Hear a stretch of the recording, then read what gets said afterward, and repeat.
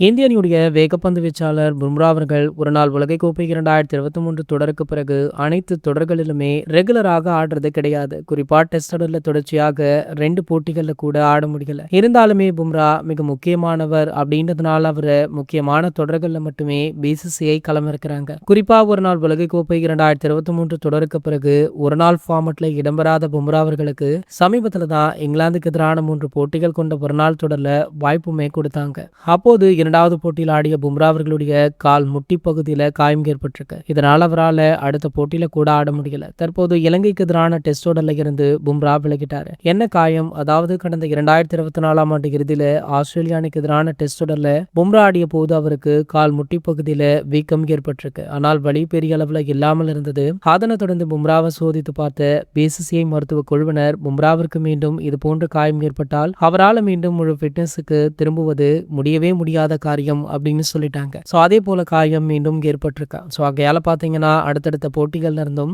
அடுத்தடுத்த சீரீஸ்கள்ல இருந்துமே பும்ரா அவர்கள் விலகியிருக்காரு. ஸோ ஆகையால பும்ரா அவர்கள் கூடிய விரைவிலேயே ஓய்வு அறிவிக்க உள்ளாரா அப்படின்ற தகவலுமே சோஷியல் மீடியாக்கள்ல வைரலா போயிட்டு இருக்கு. ஆனால் பும்ரா அவர்களுடைய ரசிகர்களோ மீண்டும் கம்பேக் கொடுங்க, தொடர்ச்சியாக இந்திய அணிக்காக விளையாடுங்க அப்படின்னு கோரிக்கையுமே விடுத்துட்டு இருக்காங்க. இது போன்ற செய்திகளை பத்தி நீங்க உடனே தெரிஞ்சுக்க நம்மளுடைய சேனலை மறக்காம சப்ஸ்கிரைப் பண்ணிக்கோங்க.